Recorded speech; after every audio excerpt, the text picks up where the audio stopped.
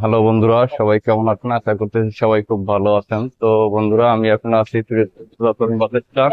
তো এখানে এই যে দেখেন অনেক গাড়ি আছে।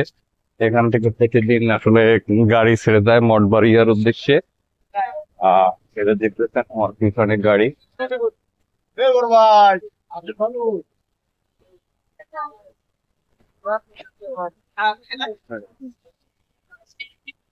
তো আমি এখন এখান থেকে যাব হচ্ছে চণ্ডীপুর। তো এখান থেকে এই যে লোকাল গাড়িগুলো ছেড়ে যায়, এই যে দেখেন লোকাল গাড়িগুলো ছেড়ে যায়। তো আমি এখন এখান থেকে চণ্ডীপুর যাব। তো হচ্ছে আমি অটোতে করে যাব। কি অবস্থা, ভালো আছেন ভাই? এই যে আমার এক পরিচিত ভাইয়ের সাথে দেখা হয়ে গেছে।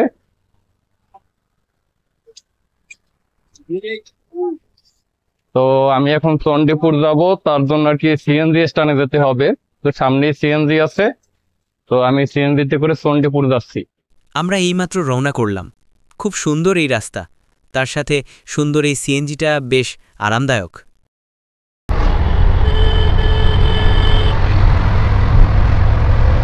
যেতে যেতে পথের মনোমুগ্ধকর পরিবেশ, সত্যি মনটা ফ্রেশ লাগছে।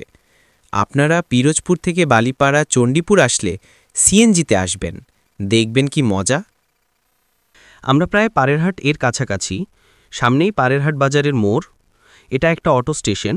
এখান থেকে বেশিরভাগ মানুষ পিরোজপুর যায়। তবে পাড়েরহাট সাগরের মাছের জন্য বিখ্যাত। সাগরের মাছের আড়ত এখানেই। আজ না, অন্য একদিন আপনাদের নিয়ে যাব মাছের আড়তে।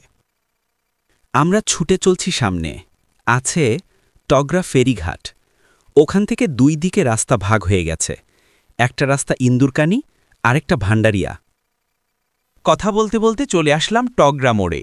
এখানে বাম দিকে যে রাস্তা, সেই রাস্তার একটু সামনেই ফেরিঘাট, আর সোজা রাস্তা ইঁদুরকানি। আমরা সোজা রাস্তায় যাব। যারা বাইক রাইড করেন তারা এই জায়গায় একটু সাবধানে রাইড করবেন, কারণ এখানে কোনো ট্রাফিক পুলিশ থাকে না, কোনো সিগন্যালও নেই।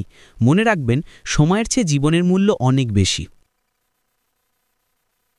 আমার বাম পাশে দেখছেন টোগরা দারুল উলুম কৌমি মাদ্রাসা। যারা আমার ভিডিও দেখতে ভালোবাসেন তারা অবশ্যই একটা কমেন্ট করে যাবেন, আর যারা নতুন দেখছেন তারা চ্যানেলটি সাবস্ক্রাইব করে নোটিফিকেশন অন করে রাখবেন। আমি এখন ইন্দুরকানি ব্রিজের টোলের সামনেই। সুন্দর ব্রিজ। আমি নিজেও ফিল করছি এখানকার সৌন্দর্য। আপনারাও ভিডিওতে দেখবেন। এই ব্রিজ পার হয়ে সোজা রাস্তা চলে গেছে বালিপাড়া চণ্ডীপুর।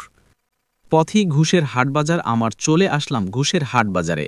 এখন সুপারির সিজন, তাই এখানে প্রচুর ক্রেতা বিক্রেতার উপস্থিতি আছে। এই বাজারটি ত্রিমুখী স্টেশন। এখান থেকে যেমন পিরোজপুর যাওয়া যায়, তেমনি এখান থেকে একটা রাস্তা চলে গেছে মোড়েলগঞ্জ বাগেরহাট। আর আমি যাচ্ছি চণ্ডীপুর। আজ এতটুকুই। যারা চণ্ডীপুরের ভিডিওটি দেখেননি তারা অবশ্যই আমার চ্যানেলটি ঘুরে আসবেন। সেখানে বিস্তারিত চণ্ডীপুর বাজার নিয়ে ভিডিও দেয়া আছে। দেখা হবে অন্য কোনো ভিডিওতে, অন্য কোনো লোকেশনে। ততক্ষণ ভালো থাকুন।